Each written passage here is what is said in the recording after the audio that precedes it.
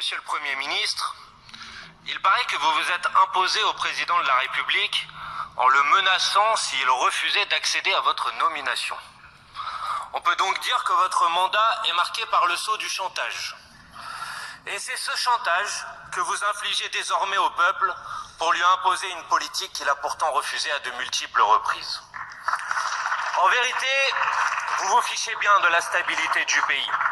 Vous l'utilisez comme un prétexte pour imposer la continuité d'une politique. La preuve, vous avez volontairement reporté l'examen parlementaire de la loi sur Mayotte pour le faire débuter après la première motion de censure contre votre gouvernement, et vous avez refusé de déposer immédiatement une loi d'urgence pour que soient votées des mesures budgétaires consensuelles. Elles auraient déjà été adoptées à l'heure où l'on se parle. Mais vous préférez gouverner par la peur et braquer sur la tempe des oppositions le revolver de la paralysie du pays.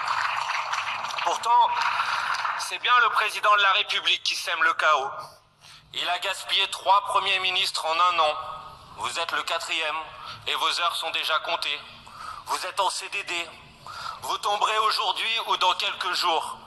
Car l'entêtement du monarque à s'accrocher au pouvoir malgré le vote des Français condamne le pays à une instabilité durable. Seul son départ et le retour aux urnes permettra de sortir le pays de l'impasse dans laquelle il l'a plongé.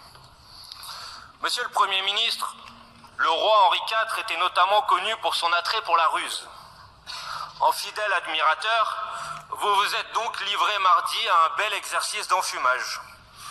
En vous présentant comme un novice, vous pensiez peut-être nous intoxiquer.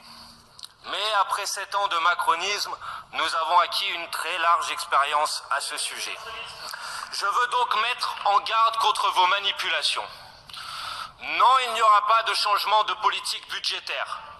En décidant de repartir du budget austéritaire et injuste du gouvernement précédent, vous rendez tout simplement impossible l'ajout de nouvelles recettes par la mise à contribution des plus hauts patrimoines ou des plus hauts revenus. Vous vous apprêtez donc à nous imposer 15 milliards de coupes supplémentaires qui pèseront sur le pouvoir d'achat des Français, sur nos services publics et sur les investissements indispensables face à l'urgence climatique. Non, il n'y aura pas d'abrogation de la retraite à 64 ans. Vous avez pourtant déployé tous vos talents d'illusionnistes pour faire croire aux uns que les choses bougeront et aux autres qu'elles ne bougeront surtout pas. Vous avez ainsi annoncé le lancement d'un conclave censé permettre la renégociation de la réforme injuste et inhumaine que vous avez imposée par 49.3 il y a quelques mois. Mais vous avez pipé la discussion en augmentant artificiellement le déficit du régime de retraite, en y intégrant la somme versée par l'État pour payer les retraites des fonctionnaires. Et vous avez bloqué immédiatement toute remise en cause de l'âge de départ à 64 ans ou de la durée de cotisation en offrant un droit de veto au MEDEF. Vous avez, monsieur le Premier ministre, inventé la négociation où on est perdant à tous les coups. Unanime pour demander l'abrogation de votre réforme, les syndicats de salariés pourront soit y renoncer pour se mettre d'accord avec le patronat, soit y renoncer parce qu'ils ne sont pas d'accord avec le patronat et que la réforme restera alors en l'état. Face je gagne, pile tu perds. Qui peut croire sincèrement ici qu'il y a une quelconque avancée pour les Français qui ont rejeté dans la rue, comme dans les urnes, la retraite à 64 ans? Monsieur le Premier ministre, si vous étiez réellement ouvert à la discussion sur ce sujet, vous laisseriez les parlementaires se prononcer sur l'abrogation de votre réforme, comme nous l'avons proposé en novembre dernier. En démocratie, c'est parfois bien de laisser voter les représentants du peuple. Non, il n'y aura pas d'avancée sociale ou démocratique. Vous avez rendu mardi hommage au mouvement des Gilets jaunes pour faire oublier que vous proposiez à l'époque d'envoyer l'armée pour le réprimer. Mais vous continuez à refuser chacune de ces revendications. Pas de coup de pouce pour le SMIC cette année. Pas de blocage des prix face à l'inflation.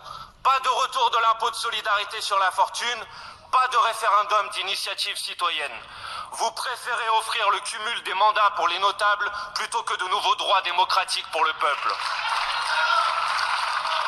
Non, il n'y aura pas de prise de conscience face à la catastrophe du changement climatique et à l'effondrement du vivant.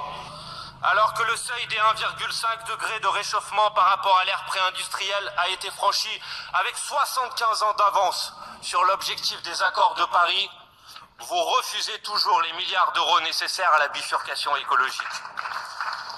Et monsieur le Premier ministre, ce ne sont pas vos métaphores sur les poireaux qui masqueront la continuité d'une véritable politique de destruction de la biodiversité. Non, il n'y aura pas de respect dû enfin à nos compatriotes des départements dits d'outre-mer. Alors que la vie y est plus chère que jamais et que l'accès à l'eau n'y est pas partout garanti, vous restez sourds aux demandes d'égalité. Vous avez abandonné depuis des années nos compatriotes de Mayotte.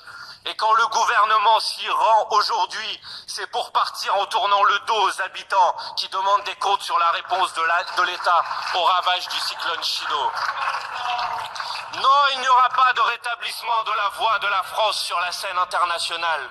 Vous n'aurez rien fait pour arrêter le génocide à Gaza ou protéger le Liban des attaques du gouvernement d'extrême droite de Netanyahou. Et vous préférez laisser votre pyromane de ministre de l'Intérieur organiser une escalade délétère et irresponsable avec l'Algérie. Vous le voyez, monsieur le Premier ministre, les raisons de vous censurer aujourd'hui sont nombreuses. Mais certains dans cet hémicycle, élus pourtant pour en finir avec le macronisme, s'apprêtent aujourd'hui à sauver votre gouvernement et à servir de béquille à la continuité de sa politique. Ils prétendent qu'il faut attendre de voir quelques jours ou quelques semaines. D'ailleurs, certains sont tout simplement absents au moment où sera votée la motion de censure contre votre gouvernement. Ils prétendent qu'il faut attendre de voir quelques jours ou quelques semaines. Quelle ridicule justification. Nous connaissons tous des orientations politiques de ce gouvernement, de ses grandes lignes budgétaires et de sa composition, incluant des anciens premiers ministres de Macron, des mercenaires sans conviction et des ministres de la droite extrême. Mais surtout, quelle irresponsabilité de prétendre vouloir attendre encore quelques jours ou quelques semaines. Pensez-vous que le pays peut se payer le luxe de vos atermoiements? Pensez-vous que nos concitoyens peuvent perdre encore plusieurs semaines dans une comédie où l'on fait semblant que tout va changer pour que rien ne change et que nous nous retrouvions dans un mois au point auquel nous sommes aujourd'hui? Ce n'est pas sérieux.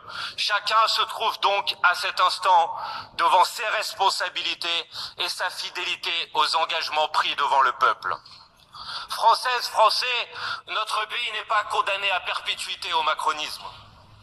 Nous sommes aujourd'hui dans ce clair-obscur d'où surgissent les monstres dont parlait le philosophe italien Antonio Gramsci. Ce gouvernement de briques et de broc en est la plus cruelle démonstration. C'est l'ultime affront d'un président ivre de son pouvoir. Monsieur le Premier ministre, les jours de votre gouvernement de malheur sont comptés. Quand il tombera, le monarque suivra. Et alors, dans ce grand pays de France, ce peuple méprisé et martyrisé pourra reprendre le contrôle de son existence.